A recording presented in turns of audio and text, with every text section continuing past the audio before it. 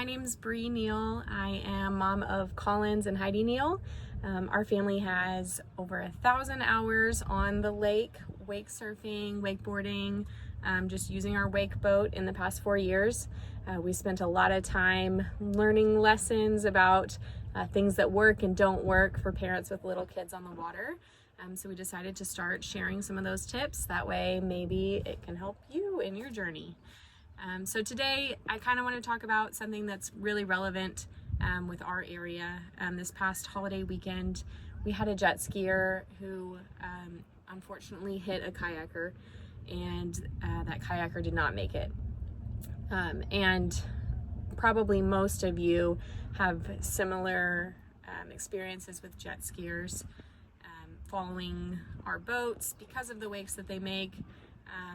Just focused on having fun and not necessarily always focused on what is safest for everyone involved. I'm sure you've all seen the video of the jet skier who lost control and then hit the back of the boat, or the one who cut across the tubing line.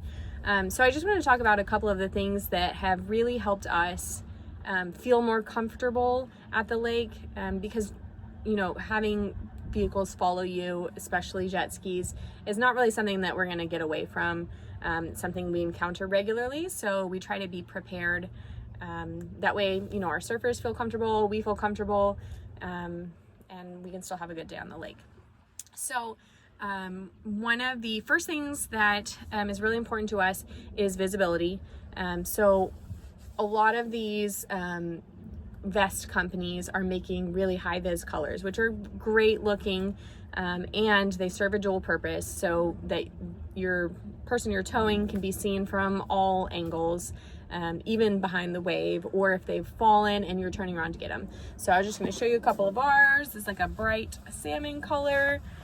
This is the vest that I usually wear. It's bright on the top. And then our 10-year-old, she wears this super neon color. We also have this little one for littler kids. So we like to use those just so that we make sure that we're giving our surfers the best chance to be seen by everyone around. Another thing we like to do, which this isn't the boat that we usually use, so I don't have it on here, but I'll show you a picture right here. We like to keep a megaphone on the boat. And I will tell you, it takes some restraint, because when our kids are involved or our loved ones are involved, it can be easy to get really emotional or upset, because you want everyone to take the livelihoods of your family members in the same respect that you would. So I would caution that if you get a megaphone, that you make sure that you just use kind language, and use it as a point of education, not necessarily to yell at people. So we like to just kind of send off a warning like, hey, can you give us some space, or please don't follow our boat, or we have little kids you might not be able to see back here. So that's kind of our first step.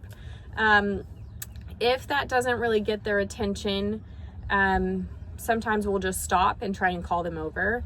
And sometimes it's just that they don't know, maybe it's their first time on the lake, or they've never really talked to someone who owns a wake boat, so they aren't sure about how dangerous it is. They have no idea that, with the way that you're moving, that by the time you stop, it might not be fast enough. Or sometimes we're towing children that are shorter than the waves that they're actually riding, so you might not even see them back there. So we like to have those kind of conversations when people are open to it. And occasionally you get one that is not open to discuss things. And in that case, I have a look with Collins. She knows when I see someone following behind, especially someone who's not being respectful, especially with warnings and stuff like that. So I tend to tell her to just cool it, not ride too crazy, just cruise for a second.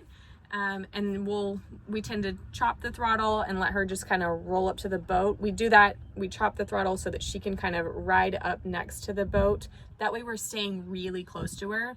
And usually, you know, if she doesn't end up right next to us, we'll just put it in reverse until we're right next to her. That way we don't waste time pulling around. We make sure we keep her safe and all of that kind of stuff.